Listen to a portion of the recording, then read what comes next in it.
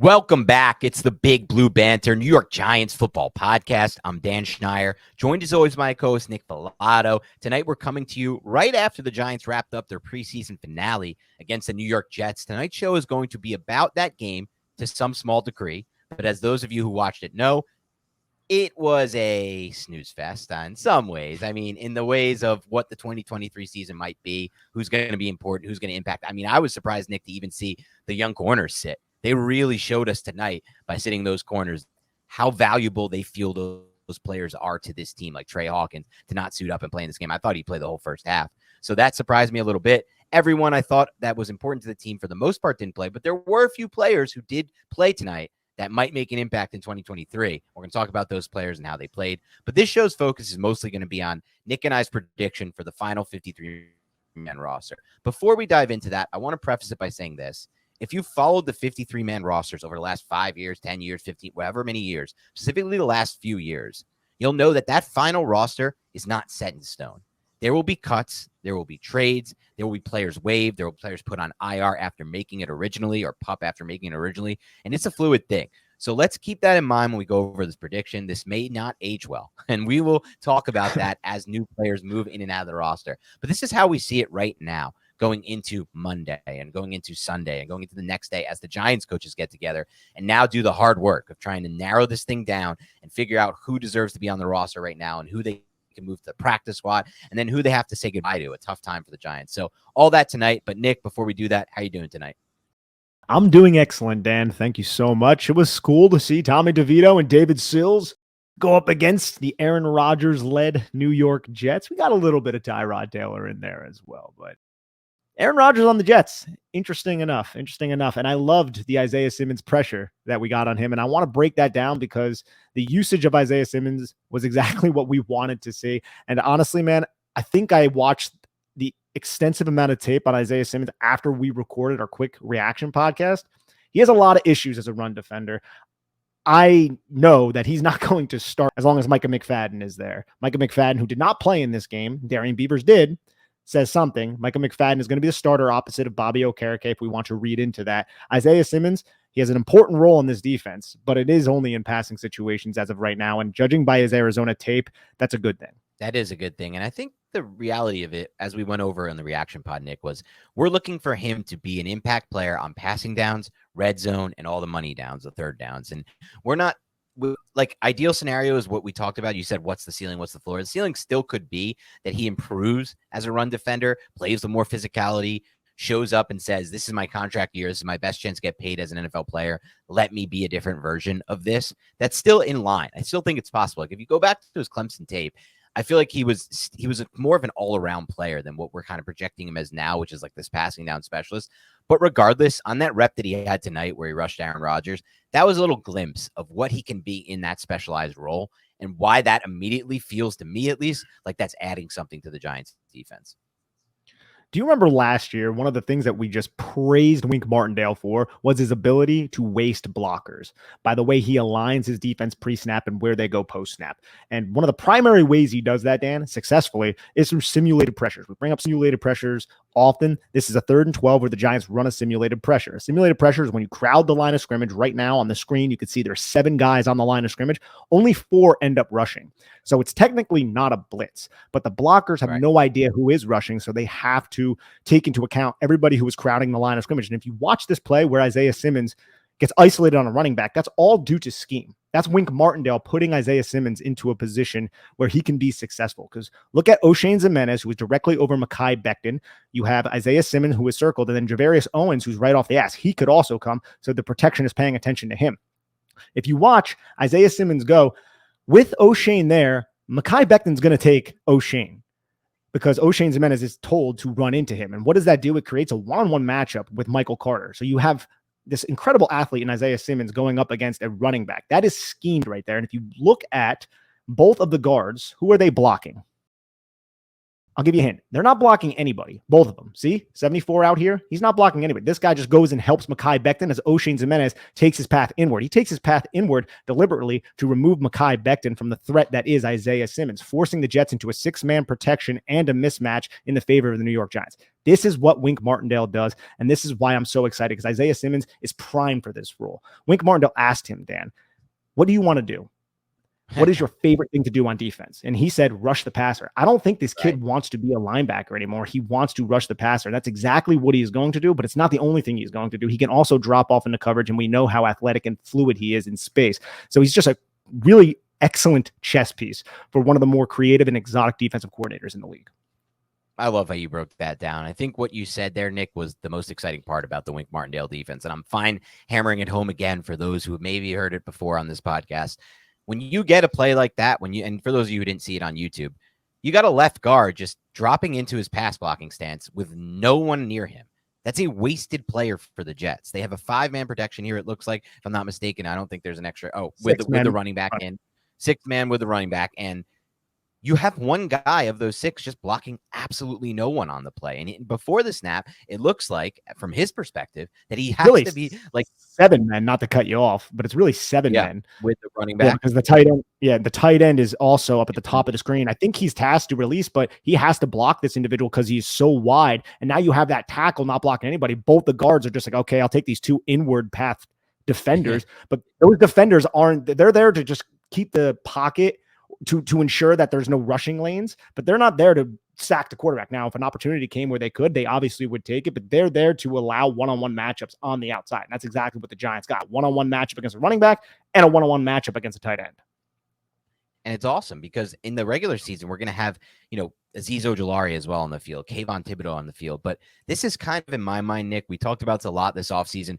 Do the Giants have an edge 3? Do they have someone to come in and spell Azeez Ojulari and Kayvon Thibodeau and someone to provide insurance if Ojulari goes down again? Do they have someone to bring in for these types of NASCAR type packages on these 3rd and long situations to give a 3rd pass rushing threat? We talked about Tomlin Fox having a nice preseason, right? We talked about maybe O'Shane Ximines, but none of those guys are competing in my mind in the same way that Isaiah Simmons just did on that rep. I like Tomlin Fox. He had one nice rep earlier in the preseason that was really interesting, but it didn't look like that, right? It didn't look like that explosiveness around the edge, that helplessness that the running back Michael Carter had there trying to protect his quarterback against an athlete like that. Isaiah Simmons is longer. He's quicker in the short area. He's more explosive as an athlete overall, and he's faster, straight up faster. So I think we're going to get a lot more big plays in the passing game on pass defense than we would have had before this trade. And I don't really care if he, what his run defense is right now or what his physicality is, because like you said, Wink Martindale is going to use him in the ways that best fit his skill set.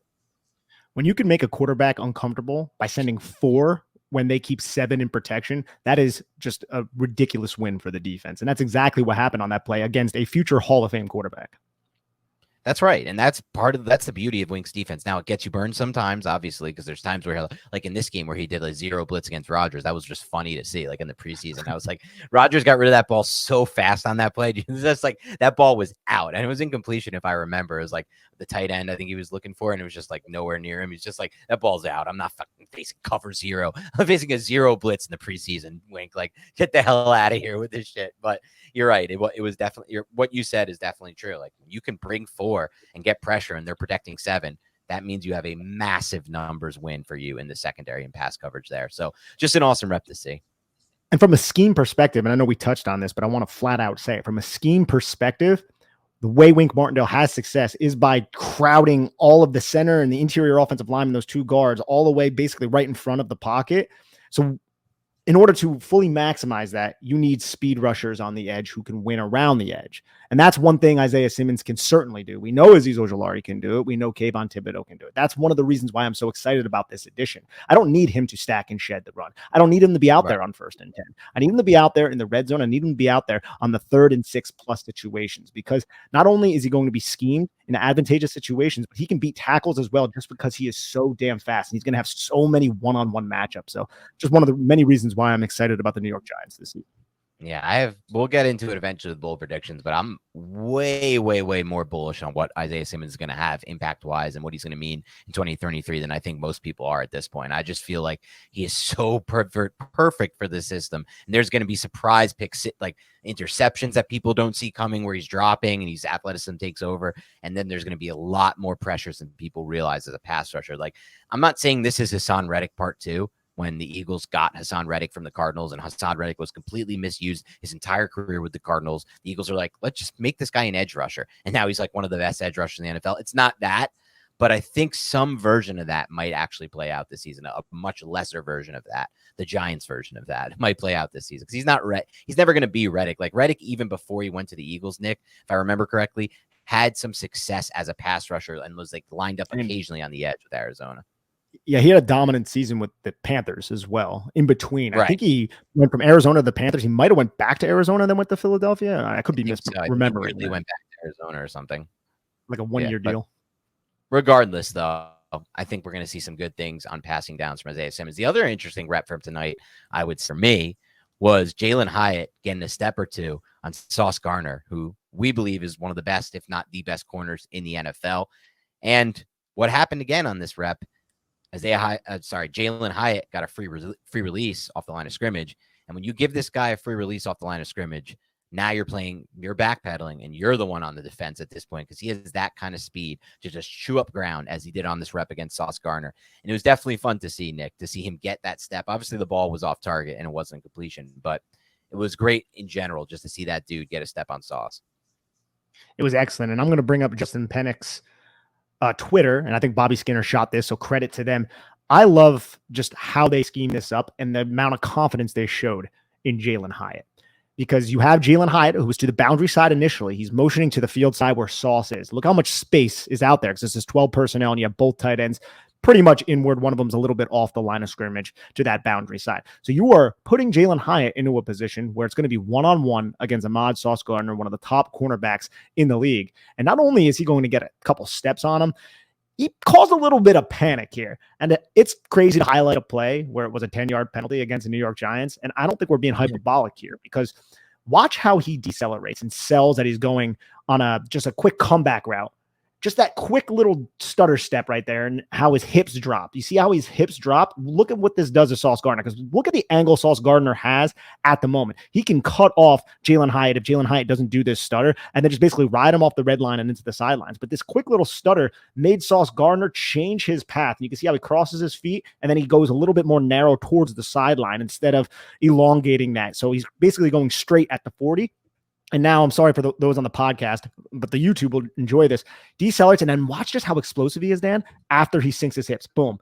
Like he doesn't miss a beat at all. And there are several steps. There's no lack of burst coming out. There's no stop. You know what I'm saying? It's just so fluid how he's able to drop his hips and then explode right out of there like a gazelle. It's a very impressive rep. And if this was thrown a little bit better and Matt Parrott wasn't embarrassed on this rep, this could have been a huge play because I think the ball would have got there before this middle of the field closed safety was able to get over the top. This is true elite NFL speed. And I don't remember the last time the Giants has had that at wide receiver while also having a more comprehensive skill set. Because you could say John Ross, but John Ross couldn't really stay healthy.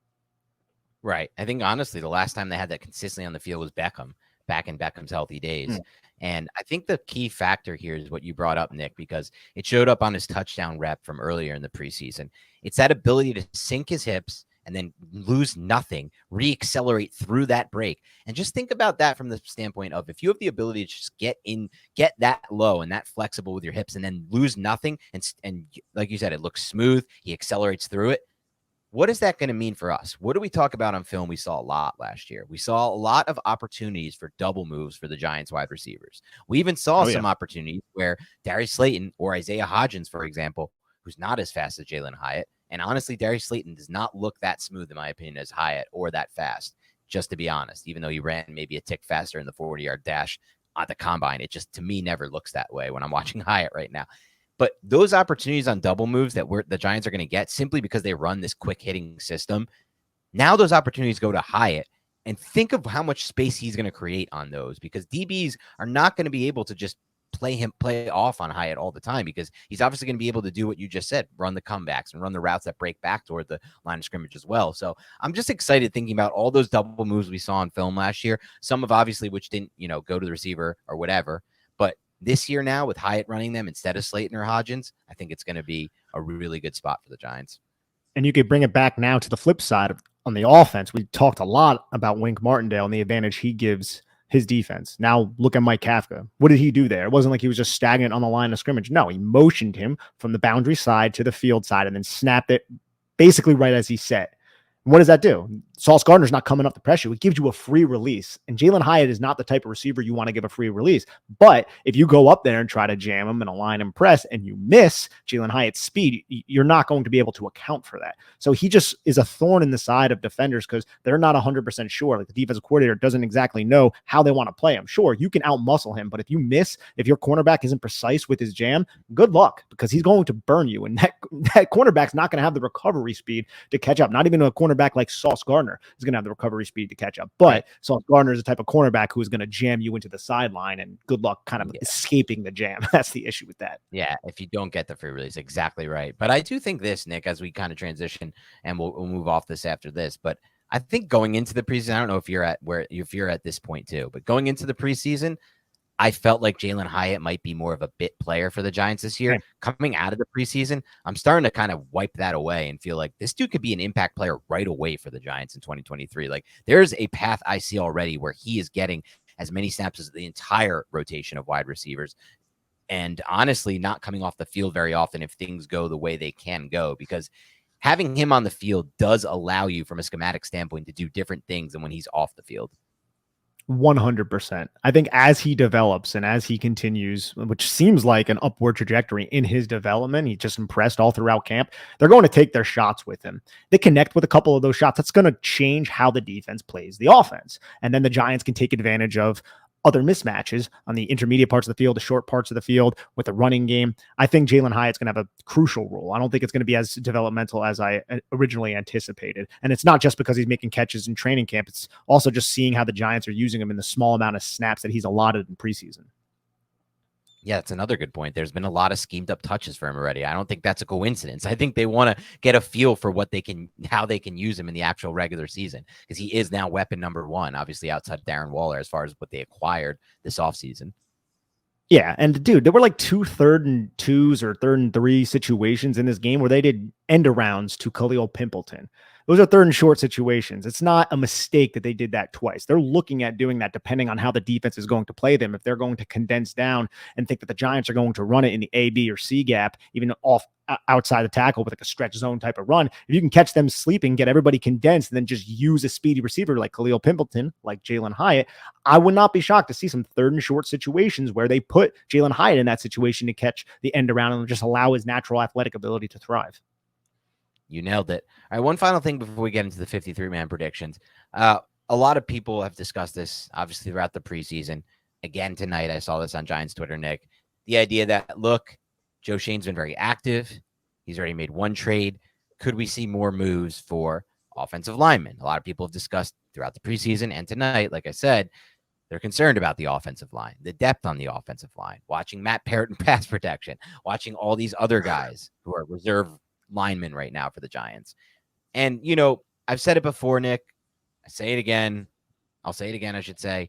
I just don't think these guys grow on trees. I just don't think there's any trade to be made at all for a reserve offensive lineman. Maybe a veteran, I guess, dude, but probably not even there. Like, that just doesn't even strike me as a possibility at all. Every team has offensive line depth issues. Some teams have worse offensive line depth issues than the Giants, by the way. I don't think the Giants are anywhere near the bottom of the barrel here, right? Like, think of the Jets' offensive line issues right now. They just had to name Mekhi Becton a starter, right? Dwayne Brown's their other starting tackle. He's 38 years old and, hasn't been able to play until, the end of the preseason. Mekhi Becton's been injured his whole career. That's depth issues. Right? If anyone's gunning to the trade wire to get an offensive tackle. I'm sure the Jets are going to beat the Giants to it, right? And that's just one team that came to mind that the Giants played tonight. I don't know all 32 rosters back end, front end, but I guarantee you we're not the only ones with this offensive line depth issue. So no, I do not think the Giants will be trading for an offensive lineman. No, I don't really think any team will be trading for an offensive lineman that actually matters. The last time the Giants tried to trade for an offensive lineman around this time of the year, they got hoodwinked by a team that played it perfectly, the Cincinnati Bengals. Just laughing. The Cincinnati Bengals in that spot, Nick, were probably like, when you have those fantasy leagues with like novice players and you're like negotiating a deal with someone and you just know it's not a fair deal. Like, you're ripping the guy off. You feel somewhat bad about it to some extent, but you don't really, and you end up doing it anyway. And then you're smiling once it goes through and it processes and he hits accept and now the players on your team, you're like, that was awesome. That's I feel what personally the Bengals attacked. felt. I feel personally attacked right now. Why? You're not one of those players. But I do that. I do that to people. Some guys who were in my league. I've seen some of your trades. That Kamara 2019 trade or whatever it was, 2020, that was one of the worst trades I've ever seen in the history of fantasy. Just if they the term trade, what was definitely. But my point is, when the Bengals were giving up Billy Price, like they knew this dude was going to be out of the NFL within 6 to 8 months, and they were able to get a productive defensive tackle who they now re-signed and had the huge play to prevent. Someone mentions my mentions reason, like. Without BJ Hill, Patrick Mahomes probably has another Super Bowl. Like BJ Hill made that impact play in that championship game at Bengals versus Chiefs. And they're just in their mind, they're like, we're giving up a dude who's going to be out of the NFL. So that's my point. When you're trading for offensive linemen at this stage of the game, you're either going to get damaged goods, so a former first round pick like Billy Price who's damaged goods, or you're just going to get like nothing. Like there's nothing to trade for. So put this behind you. The Giants have no O-line depth. I get it, but this is the situation they're in right now. One situation where I would argue that it did work out, and I think all situations dictate, is the Ben Bredesen one, which is very similar. But to me, you look at teams like the Baltimore Ravens who made significant investments into their interior offensive line. And Ben Bredesen maybe doesn't fit that really rugged power rushing game that they were trying to implement under Greg Roman. True. The Giants at the time maybe did a good job knowing that Ben Bredesen was a roster bubble guy, but they still traded, I think it was a 4th round pick for Ben Bredesen that year. Right. They still gave up an early 4. If I'm not mistaken, which I guess you could say it's not a loss. It's not the best trade in terms of value, but Ben Bredesen is still in the conversation to start. And if he doesn't start, he is the prime interior swing offensive lineman, has a good role here with the Giants, and also a player that they may look to re-sign if it's cheap enough. But to your point, not a lot of teams are in that situation. Not a lot of teams are going in saying, these are our 8 or 9 offensive linemen who are certainly going to make the team, and we're very confident in all of them. They'll say that they're confident, but watch Matt Parrott tonight. Do you think the Giants are going to be confident if Evan Neal goes down and Tyree Phillips isn't ready to play and they have to put Matt Parrott out there? That would be an absolute disaster for the Giants offense. It would be. And Parrott actually had some fun blocks in the run game. That's the thing with Parrott. He's always been okay as a run blocker. It's just that means nothing, unfortunately, NFL. If you can run block, it's a plus. But if you can't pass protect, you can't be out there on the field. It's just as simple as that. Versus the flip side of that, if you can pass protect and you can't run block, or you're just like a sub average run blocker, you're probably going to have a chance to stick around in the NFL a lot longer. But that Bredesen trade's an interesting one because it's like a sort of win. It's like a semi win for the Giants. But even then, you have to give up a 4th round pick. That's a valuable investment. That was like 104 overall, I think, like just outside the top 100. And, that was recently just traded for like Trey Lance, a former top pick. Like that's the type of, capital that it can command. So I think the spot to maybe find one, if somebody's looking at it, would be a team like, let's say, like the Texans, who now have Bobby Slowick and they're going to like a outside zone-based scheme. If they have any of the former scheme guys who don't fit the scheme now, maybe there's a spot there, right? Like those are where you should be looking right now if you're trying to find the Giants someone to trade for. But those seem so few and far in between. And even in those spots, I don't know if there's actually any players who can compete in the NFL, because that's the problem. Like not many people can play the offensive line. It's a tough position to play. Very tough. You got to be big, got to be athletic, got to be smart. You need to be all 3 of those things. It's a thankless position because you could do your job so well, and people are just like, whatever. But if you give up 1 sack, they're like, oh, you suck. It's just thankless. Yeah, exactly. And let me ask you this, Nick, because we're going into the season right now. Forget the offensive line depth for a second. This is just to kind of give, I think, like a little bit of perspective on how hard it is to play the offensive line, how hard it is to roster and find an offensive line. How many linemen, forget the reserves, total on the Giants roster, do you feel super confident about in week 1 against a tough Dallas Cowboys defensive line for week 1? I One. say two. You say Who's the one. I second? say maybe two. John Michael Schmitz. I feel pretty good that Okay. he's going to hit the ground running. Yeah. I would like to say John Michael, but he's a rookie. And that's We just can't kind even of say that, been a right? And part of it. you're Yeah. probably So, right not to say that. Like, you know what I mean? but That's the I'm, point. I'm confident going forward with him, but I think there's going to be some rocky times in the NFC East when he has to go up against Sure. Fletcher Cox and Jalen Carter and like all these different types of guys. That's got to be hard with the Eagles who have so many talented players who have such different play styles, and you have to adjust play in and play out. And again, thankless position. Even the kid they got from like Louisiana, what was that third rounder they got a few years ago? That's now like Milton apparently like Williams.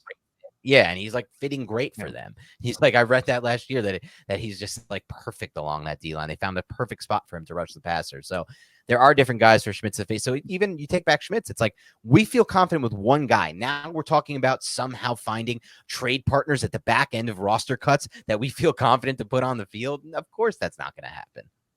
No, it's not. It's unfortunate, man.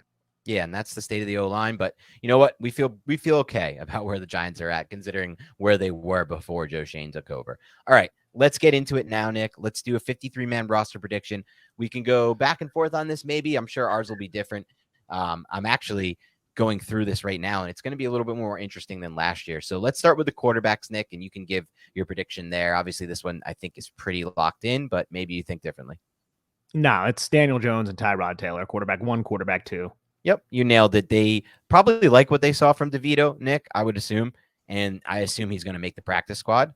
I'd be shocked Locked if into he the didn't. practice squad. Locked into the Probably practice locked squad. into the practice squad. And maybe they even feel like he showed enough that he could potentially be the QB2 next year when they let Tyrod walk, because I think they will let Tyrod walk. All those things I think are possible.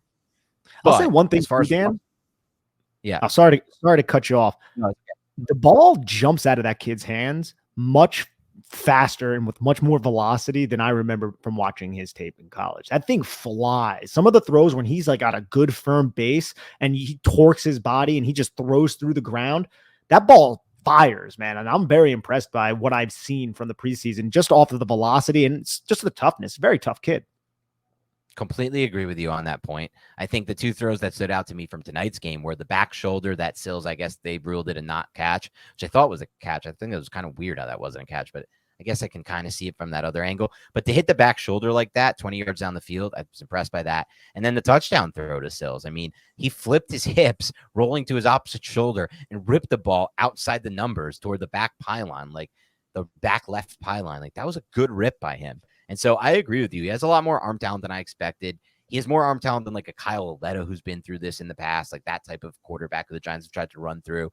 So I am somewhat intrigued by him. I just don't think there's a spot for him on this roster because the Giants are going to use the edge and advantage that they get from not rostering three quarterbacks. And I think that's partially, it's an interesting thing about the NFL. I think it's a big reason why the Cowboys were able to buy so low on Trey Lance and get that kind of fourth, that type of developmental quarterback for fourth, because the Niners are just like, we don't want to keep a third quarterback on the roster who's not going to play. We're a championship team right now. We're going for a championship push. We need a special teamer there or whatever it may be. So I think that's the same situation the Giants are facing. And the rise of Sam Darnold might be coming if anything happens to Brock Purdy. Yeah, I'm with you on that, Nick. If Brock Purdy goes out or if they bench him, whatever the case may be, I am in the same camp. If Sam Darnold plays in this Kyle Shanahan system with those weapons, Sam Darnold will have a career year. Everyone's going to be like, were we wrong about Sam Darnold? What's going on with Sam Darnold? Like just like now, Jimmy G without Kyle Shanahan, we'll see how that thing goes. So he does have Josh McDaniels, which helps, but we'll see. Who he's worked with in the past. One more thing, too, about the quarterback situation. The Giants are going to keep two. David Sills, I think, was the emergency quarterback last year. Say David Sills does not make this team. Who is the emergency quarterback? Would that be like a Sterling Shepard, or is there somebody that we're overlooking on the roster now that Kadarius Toney is not here either? I don't know, Nick. I don't know who else could operate in that role. That's a good question, though. I'm not exactly entirely sure on that front. Because that would be my one issue with Tyrod Taylor would be, I just don't know if he does the best job protecting himself when he's running. I've seen him just take massive hits, and I'm like, bro. And Jones can do that too. Jones is much bigger and stronger, so he can absorb that. And I feel like Jones over the last year, at least, he did at least somewhat of a better job than earlier in his career. But I mean, I'm knocking on wood. I just hope nothing happens to Daniel Jones, and then Tyrod comes and he gets hurt, and it's like we don't have a quarterback. It's a good point, and I think that's partially part of the reason why they'll move on from Tyrod next year. I think he does. I think you were being nice about it. I think he does a terrible job protecting himself personally. And that's something that Daniel Jones, I think, has improved on, by the way. And I know you agree with that. But from where he was at in 2019, how reckless he was with his body, to now, I think he's definitely made some improvements in that regard. All right, let's move on to running back, which is interesting because I don't feel confident about it, but I only have 3 guys on the roster. What about you? I also don't feel confident about it. I think that I'm standing by the idea, Nick, that if he was healthy right now, Gary Brightwell would make this roster. So I think that they're going to this is going to be one of the spots, Nick, on the roster where I think they're going to kind of maneuver around here and take advantage of the NFL rules and maybe start Gary Brightwell on like the I think Gary. So is this how it works, Nick? If somebody makes the to be placed on IR, they have to make the roster, correct? I believe so. You have to initially make the roster, you place an IR, you pass those other players through waivers, and then they can be activated to the active roster. Okay, that's what I thought was the case. So I'm going to go with 4 guys. I'm going to go with Barkley, Breida, Gray, and then Brightwell. And I think Brightwell will immediately be placed on either IR or PUP because Brightwell, obviously, like he's been sidelined this with like what we don't know much about it. It's like a lower body injury, quote unquote. But the fact that he hasn't practiced or even come close to practicing tells me this is still like a weekly, like a week by week injury rather than a day to day type of injury. So I think they might try to just put him on the roster now, leave Corbin off the roster, and then put Brightwell on either PUP or IR, and then either sign one of those running backs or sign another position, whatever they like off of waivers. That's going to be so fluid. So I'll start with 4 here, Nick. I'm going to start with Barkley, Breida, Gray, and Brightwell. You're going with 3, so I assume you're going with Barkley, Breida, and Gray. That is correct. I am not confident about this one because I can easily see that happening and then Brightwell just being reverted to IR. But again, one thing we should probably mention before we continue here, there are a lot of injuries that happened in this game, and we have no idea the extent of those injuries. So I want to kind of go through it and list those injuries real quick because I felt more confident before this game about my predictions, and now I'm a little bit more hesitant just because of all the injuries that ended up happening. So I'm going to pull it up real quick. The injuries were Chris Myrick with the hand, Bryce Ford-Wheaton with the knee, Wyatt Davis, who got carted off with an ankle, Zion Gilbert with the hamstring, Jamon Green with a shoulder, Bobby McCain with a concussion, and then Gervarius Owens with a hamstring. And I just don't know how serious any of those injuries are other than Wyatt Davis's, which looked kind of rough.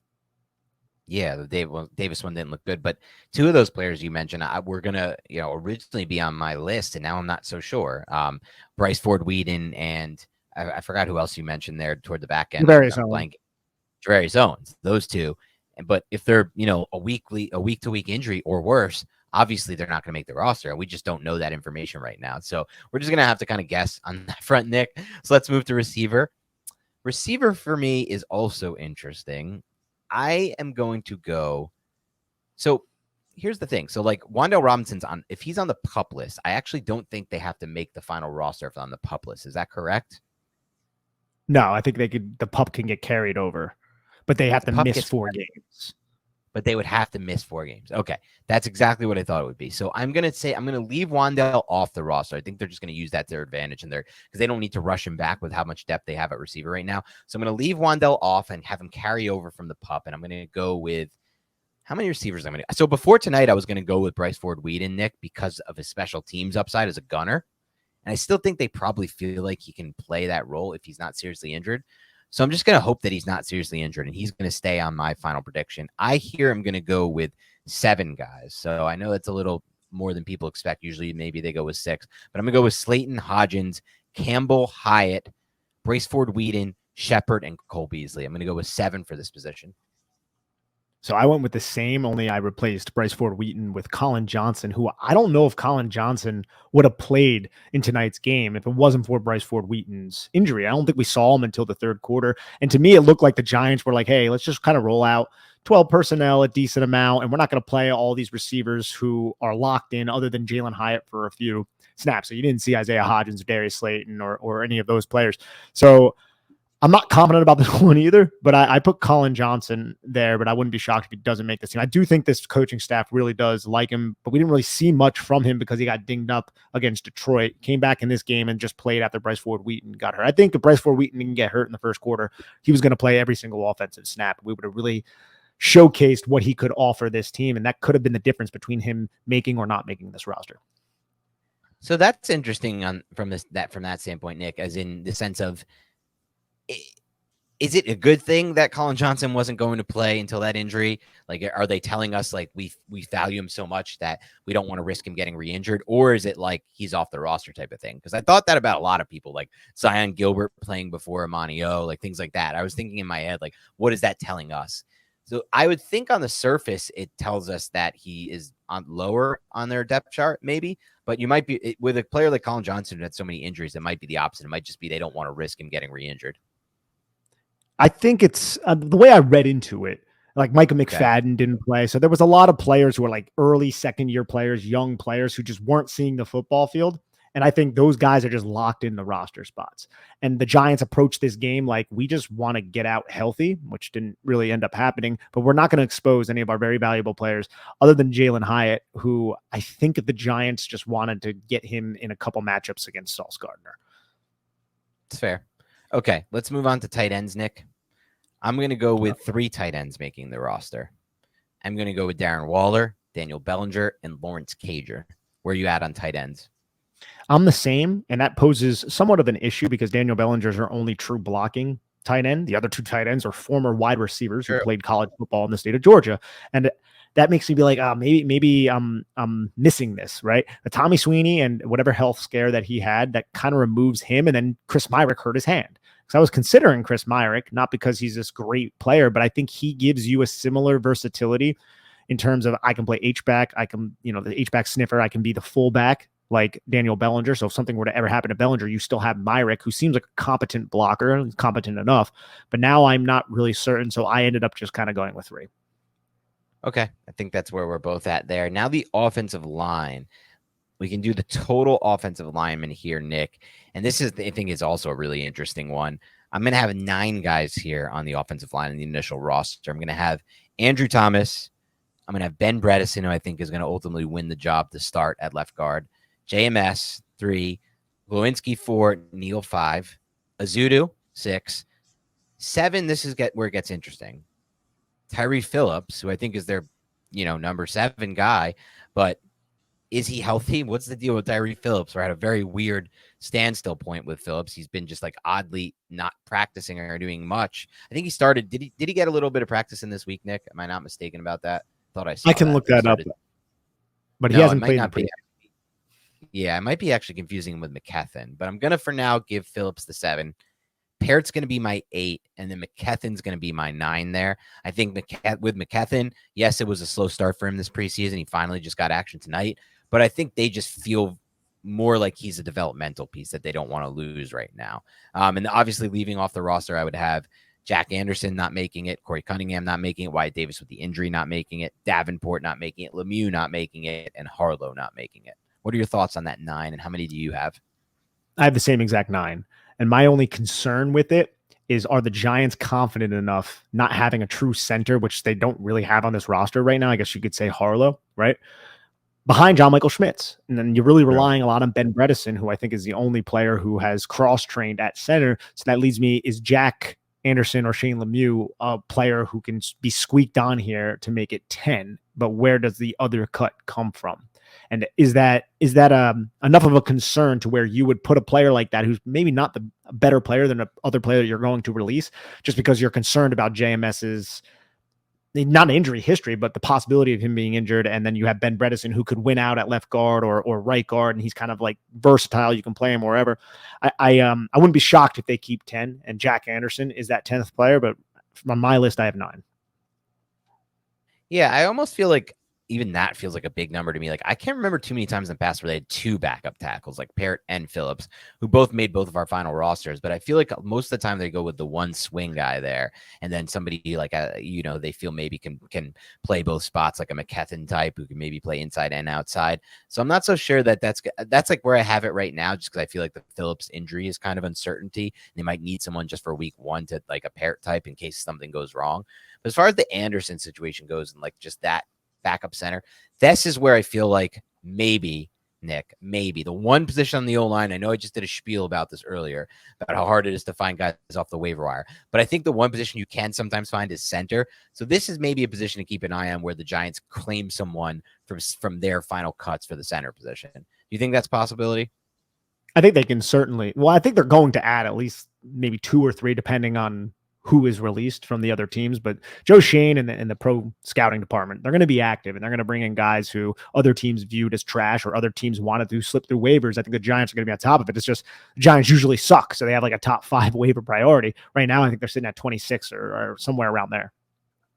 Yeah. Okay. Well, that's going to obviously play a factor as well. If they're that deep into the waiver priority, they may not be able to get the guy they want, even if there is someone. So maybe just something to keep an eye on, because I know the Giants have been very active off that waiver wire after initial cuts in recent years. But we talked about this earlier this offseason, Nick. Obviously, Joe Shane's built the deeper back end of the roster, so that's less likely for that reason, but also because, like you said, with a waiver priority a lot worse than they've had in previous off seasons. Exactly, man. On the defensive line, it gets a little interesting for me. Yeah. Because I have DJ Davidson out. So I have 6 defensive linemen: Dexter Lawrence, Leonard Williams, Ashawn Robinson, Raheem Nunez-Roches, Jordan Riley. And then I have Ryder Anderson. And I think the Giants are going to try to keep Ryder Anderson. I don't know how serious his injury is. I wouldn't be shocked if they pass him through and then put him on the IR and they think that they could squeak DJ Davidson onto their practice squad and then they can activate DJ Davidson because he's coming off of an ACL. And I doubt there are a lot of teams being like, hey, I want a second-year, 27-year-old interior defensive lineman coming off an ACL. So I think that's what they're going to do, which means DJ Davidson is cut, but he's really not. He's going to eventually be back with the New York Giants. But again, it all depends on the severity of Ryder Anderson's tricep injury. I think we have the same exact look right here for defensive line. I have 6 and I have the same 6 with Ryder Anderson. Obviously, like you said, it depends on the injury, but I just feel like based on the spring, what I heard, from what I heard them, how they discussed him and the role that he might play along that defensive line, I think it's a unique, if he can get healthy, it's potentially a unique role that no one really on the line can play. And at the same time, they view him as more a McKethan type, somebody they want to develop. So I think that gives him an upwards chance to actually make this roster. So I'm going with that same 6. And obviously, as far as the other guy we mentioned, who maybe, is more of a fringe guy, Jordan Riley, going into camp, I think obviously with the preseason he's had and the rise he had in training camp, there's now that went from fringe to roster lock. Absolutely. And linebackers, I have the linebackers broken up with edges and linebackers kind of factored in. So I have 9 guys on this list, and it's Kayvon, Aziz, Timon Fox, Jihad Ward, Isaiah Simmons, Bobby Okereke, Micah McFadden, Darian Beavers, and Carter Coughlin. So that leaves out some big names and some guys who have been on the Giants since 2019 and 2020, specifically O'Shane Ximenez and Cam Brown. And also, I think the Giants will try to slip Baldonado onto their practice squad. More than likely, they're going to be successful, and maybe even to Sean Bauer, but I don't have them making the final roster. What say you? We actually have the same 9 here too as well, Nick. So maybe, and look, we're not going to disagree if we come to this. It's not like, we came to this list independently, but that doesn't mean we have to have differences, right? And I think it was tough for me to move. The toughest one I thought to move off was Cam Brown, because he's had that role with the Giants for a while and special teams. But I just feel like everything I've seen this preseason usage-wise for the Giants and the reps I've seen from on defense in this system, I haven't loved. So I think that might be a holdover that just doesn't make it past year 2. Same thing with Ximenez as well, who I leave off. Those are the 2 big ones. You've liked Bauer's tape this preseason. He's like an intriguing one that I think might be able to make the practice squad. But as far as making the roster right now, probably not. And then Baldonado is also, like you said, an interesting one. I just feel like he's more of the get him through, get him to the practice squad, and you can do it. Now, it doesn't always work out that way. Remember 2 years ago, or what was it, either 2 or 3 years ago, Nick, where the kid from the Steelers, or the Giant, they tried to move through their practice squad. And the Tuzar Skipper. Who?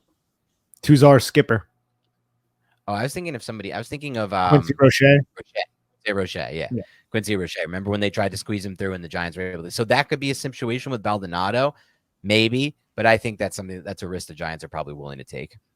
I think so too. And I think the addition of Isaiah Simmons is going to also eat into the snaps of an O'Shane, who plays a little bit of a different role, but I think it's going to be similar. And then Baldonado, if he would make the team. But a lot of these back end roster spots are going to be determined by special teams. That's why it is hard for me to leave Cam Brown off. But since the Giants have so much depth this year, I just don't know if the Giants, and they could, but I don't know if they will keep both Cam Brown and Carter Coughlin. And to me, through preseason, it's been clear that Carter Coughlin, who you can argue is a better special teamer than Cam Brown, they're at least comparable, but Carter Coughlin fits much better into the defense. And he's made a lot of splash plays throughout the preseason. When I see Cam Brown out there, although I love his frame and his athletic ability, He never really makes a lot of splash plays, and I just never see him fit the run well like I do with Carter Coughlin.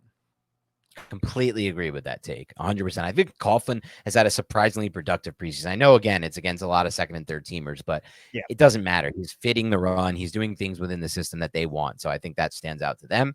And I think Isaiah Simmons can kind of play more of a special teams role as well, that if they need him to, and they feel comfortable with that. He's done it in the past. He obviously has the speed and athleticism. So I think that probably gives them a little bit more of a confident feeling when they're moving on from a player like Cam Brown, who has been a good special teamer for them.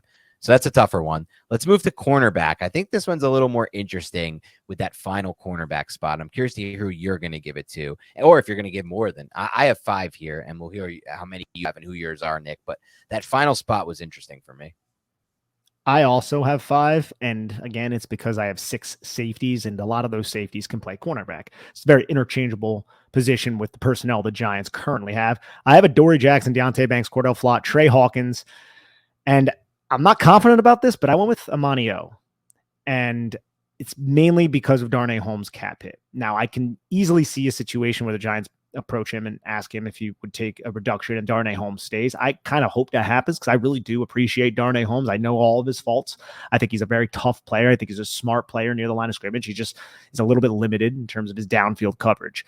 But if you're telling me the Giants can save $2.7 million for Darnay Holmes, who is playing with the third stringers in certain situations, I think the Giants would part ways and give that spot to Amani O. But I'm not fully confident with it. What about you? I am so not confident about this final spot. I have the same 4, obviously, with Banks, Jackson, Flott, and Hawkins. I think the Giants themselves have done scouting and figured out that they feel more comfortable maybe going into the season or now than they did going into the season with Adoree Jackson the slot if they need him to, which kind of alters that final spot. But then tonight, like Armani O was playing back end of this game, right? Like that to me was like, I don't know if that's a good sign. Zion Gilbert came in way before him. Obviously, he got hurt. I'm going to go with Darnay Holmes for the 5th spot, Nick. I just feel like he's done it within the system before. He's still good around the line of scrimmage, and they still feel he maybe can still, fit a role that if Cordell Flott is slow and Cordell Flott is slow to come back from injury, or Cordell Flott is not producing at a high level that they expect him to, they've already had Holmes have these reps in the slot. They haven't been great reps per se, but he's done the job and he's been out there and he's executed within the system. So I'm going to go with Holmes for my final cornerback spot. He's also a tough SOB, which means a lot in the NFL, but also in Wink Martindale's defense. You want corners who can hit. Trey Hawkins, he's a tough SOB. He can hit. Darnay Holmes, pound for pound, very tough player. So I love that call. And ultimately, that's what I hope happens. It all comes down to the contract for me. That's the only reason why I'm having quibbles about it. And that's a fair point by you, because it's like, if they have to make the decision between Holmes and a player like Amani O or whoever it would be, Zion Gilbert, it may come down to, they may feel more comfortable with Holmes, but is it worth that amount of money to keep him more when in season you're going to get injuries, you're going to have to go to the wire, and they had this experience last year. They're making a playoff push. They were insanely light from a defensive line depth standpoint, and they simply didn't have any cap space to improve it, while all the other teams around them, the Eagles, the Cowboys, had the cap space and were able to do it. They don't want to be in that position again, ever again, I'm sure. I'm sure Joe Shane's like, that was miserable. I'm never doing that again. So, like, in that sense, Nick, you might be right. It might be a spot where they're just like, we need to clear this cap space and we need to have that flexibility for in season. And if that's the case, Amani O, I think, would be the first player cut out of all the players on the team if the Giants decide to add somebody through waivers, and more specifically to the secondary. But he would be like that first guy, be like, yo, we need somebody cut. Everyone's going to look at Amani O, because I didn't like his tape coming over from Detroit. I saw value in his ability to be a ball hawk, especially that year he had 5 or 6 interceptions, but everyone built him up as a press man corner who can't jam and who has bad footwork at the line of scrimmage and press. Yeah, I just think he has good ball skills, but that unfortunately is not really enough to stick around in the NFL, or for me to feel confident you being put out there if we get injuries. But again, I kind of feel like, Nick, this position is going to be a lot on the back end with that 5th spot, Nick. It could end up looking a lot like it did in 2022, where a slew of injuries hits, as it always does to these types of skill positions. And we end up having guys like Nick McLeod come out of nowhere, who wasn't even on the roster, wasn't even a thought at this time last year, and ends up playing snaps. I still think that has a good chance of happening too. Nick McLeod was claimed at Final Cuts off the Bills, and also Fabian Moreau was signed like a couple of days after that, and ended up having a Right. huge impact on in week 2 against Carolina Panthers. I bring this up. Giants might lose that game if Fabian Moreau doesn't chase down Yeah, Christian McCaffrey. That was a house call, and true. Fabian Moreau tracked him down. Yeah, and guess what? At this time last year, we probably weren't even thinking about either of those players at all. Probably. We definitely weren't thinking about either of those two players. Yeah, So we were talking about Aaron it's Robinson, who Dan and I think will just remain on the pup and then miss the first couple games. That's yeah, our I take on. think I they're don't going think to they're double pup that thing with Robinson and Robinson. It's just a smart play with double Wandale pup the in there. Robinson. Yeah, double pup it. All right, let's go to safeties. I have 5 here. You said you had 6, Nick. So I think we might be off potentially on the numbers because I got to 53 with 5 on the safeties, but we might have had one difference earlier that I'm forgetting. I think I might have had one fewer at some spot, but I have Xavier McKinney, Jason Pinnock, Dane Belton, Nick McLeod, who could potentially also, like you said, play corner. And then I think obviously it depends on the severity of the injury, but I think Javarius Owens has earned himself a roster spot as well. So I'm going to go with those 5. That leaves off Alex Cook, who you have made a good point of saying, he's had some nice film this preseason, obviously against like third stringers, but he's some nice film. And I thought he looked good tonight when I was watching him, just watching this game. And then Bobby McCain as well, who I feel like has been a absolute, no offense, disappointment from what the Giants maybe expected him to be throughout entirety of training camp and the preseason. Yeah, so I have 6 because I had one less running back than you. Okay. But I kind of been at the end of this episode, I'm coming around to what you said, and especially since Javarius Owens and Bobby McCain both ended up getting injured, because I have them both on the roster. I think the Giants want Javarius Owens there. Bobby McCain was playing late in the preseason week 2. He was also playing in the second half. I think they like Bobby McCain for quarter. I think they want him out there, his veteran presence and his zone instincts and things like that. He's athletic enough to also line on line of scrimmage, drop it to depth. But who's to say Javarius Owens can't do that? Dane Belton, he could do that. So I think that might make him a little bit more expendable. And I'm starting to come around on that idea. And then also putting Gary Brightwell on the roster, as you said. I really like the way you kind of constructed that before. So I have McKinney, Pinnock, Belton, McLeod, Owens, and McCain for my 6 safeties. Having Wink Martindale, he wants safeties. He wants these players who can play the run and who can also be competent in terms of zone instincts, man coverage. I think Bobby McCain offers that, but I agree. He's been a little bit underwhelming, and I don't know how much the Giants valued him. He ended up playing in this game, but you need players out there, and Bobby McCain is probably one of the last ones on this roster at the safety position. Him and Owens, who played most of this game. Unfortunately, both of them got hurt. We don't know the extent of either, but I mean, McCain's is a concussion. And then we have the 3 specialists in Gano, Gillen, and Kreider. Yep. And those are obviously locked in for me as well, the same 3. And it's an interesting point I thought you made about McCain and his own instincts and just having that kind of player out there who's been there and done it and had those reps in the NFL level versus maybe, feeling more reliance on guys like Javarius Owens and Dane Belton, who don't actually have that many, NFL reps under their belt. So that's something to think about as well and may end up factoring into their final decision there too, Nick. The reason why I'm sorry I cut you off. We have a little bit of a delay here, everybody. But the reason why I question the 3 running backs, and I think I want to go with 4, is I think the Giants are going to incorporate some full house packages. And I don't know if they're comfortable enough with Lawrence Cager being one of those running backs. So if you're going to have a full house and you're going to go out there with 31 personnel or whatever the hell you're going to do, even 21 personnel, one injury, you can't incorporate those personnel packages now into your game plan. So, and then the fact that Gary Brightwell also has special teams value, I think is another reason why I'm leaning in that direction. I just don't know about these injuries. And I think you were onto something when you said they're going to have him make the roster and then they'll put him on the IR, creating a roster spot where the Giants will either bring somebody up from their practice squad or they're going to go out and find another player to add to this roster. Because I think this roster is going to look slightly different come next week. For sure. And I want to talk about this more in depth next week when we kind of start to do our season preview stuff and shift focus there over the next 2 weeks. Actually, I forgot there's that week in between before the regular season. But I'll say this just from an overall standpoint, Nick, this roster is certainly improved from the 2022 season. I mean, you look at some of these positions and where they're at now versus where they were then. It's night and day for me. I mean, they have players at wide receiver and tight end from a talent standpoint, from a speed standpoint, from a length standpoint, from a mismatch standpoint that they just simply didn't have last season going into the year. And you could say Kadarius Toney was on the roster last year and he was that guy. But the reality of the situation is Kadarius Toney never picked up the playbook fast enough and never stayed healthy enough to actually be that guy, even though he projected as that guy. So I feel really confident, Nick, with the defensive line depth upgrades, the weapon upgrades. Yes, I feel like the offensive line is still somewhat of a question mark. I will admit that right now, Nick. The secondary to me also remains somewhat of a question mark.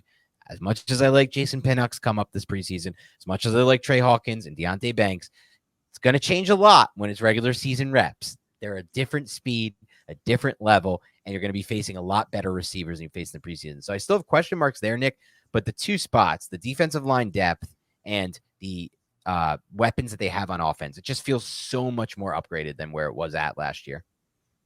It was. And here are some of the names that made the initial 53-man roster. There were only 3 safeties, and the cornerbacks were Rodarius Williams. You were relying on Aaron Robinson as a starter, and then Cordell Flott as a rookie. And here are some of the other names. Justin Ellis on the defensive line, Ellerson Smith at edge. You had 2 linebackers that you were actually relying on, named Tay Crowder and Austin Calitro, with the 2 special teamers, Cam Brown and Carter Coughlin. And Blake Martinez made the initial 53-man roster. It wasn't until after that he vacated. And there are also a couple of players. Antonio Williams, according to this, made the 53-man roster, and then the Giants ended up adding players and getting rid of players like that. They only had 2 tight ends, too. I didn't remember. They only had 2 tight ends on that initial 53, with Bellinger and Hudson, who I think they picked up late in training camp, if I'm not mistaken. So you can see it's going to change. It's going to change. I don't think it's going to change as much as it did last year, just because the Giants have so much talent. I think this roster is actually finally being groomed and cultivated under what Joe Shane and Brian Dable want it to be.